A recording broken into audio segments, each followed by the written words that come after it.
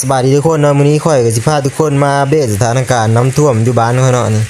นี่เป็นน้ำท่วมมื้อที่2เนาะอยู่บ้านข่อยเนาะพอตื่นมาเฮาก็เห็นน้ำเลยนี่น้ำนี่คือแบบธรรมชาตินะคือเฮาสามารถแบบล้างหน้าได้เลยนะนั่งในหัวคันไดนี่นะเอาสบู่มาแล้วล้างหน้าถูแก้ได้เลยเนาะแบบอยู่แบบธรรมชาติอีหลีนะทุกคนนะนี่น้ำกว้างน้ำกว้างนี่เนาะอยู่บ้านข่อยเนาะนี่จะเป็นแถวบ้านเหนือแล้วเนาะน้ำท่วมแถวบ้านเหนือมันตายแห้งเลยกว่านี้อีกเนาะนี่ทุกคนเห็นบ่ว่านี่ท่วมหน้านี่น้ำท่วมกว้างอยู่ตรงหน้านี่ท่วมเบิดเข่าเขาเนาะนี่คือแบบเขาสามารถเอาผ้าห่มเอาอย่างมาซักเลยนะเสื้อมาซักเลยอยู่หน้าหัวใดหน้าเฮือนค่อยเนาะนี่อันนี้เป็นเล้าเข่าเนาะเนาะนี่เด็กน้อยนะเด็กน้อยย่างเนาะนี่น้ำท่วมนี่น้ำท่วม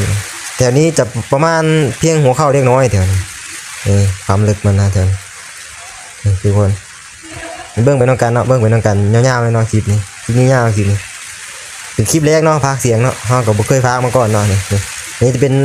หน้าของคนใดเงื่อนข้อเลื่อนนี่น้ำฝนกระตกบ่เศร้าเนาะฝนกระตกเรื่อยๆนี่เห็นป่ะทุกคนนี่เบิ้งคลิปไปยาวๆเลยนะถ้าเห็นคลิปนี้ก็ฝากกดไลค์กดแชร์เนาะนี่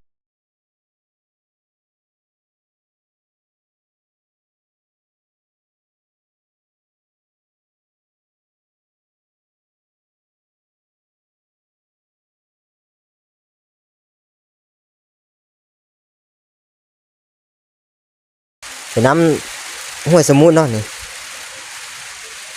น้ำท่วมอยู่ที่บ้านมักปูนเมืองมหาไซแข่งขมวนเนาะ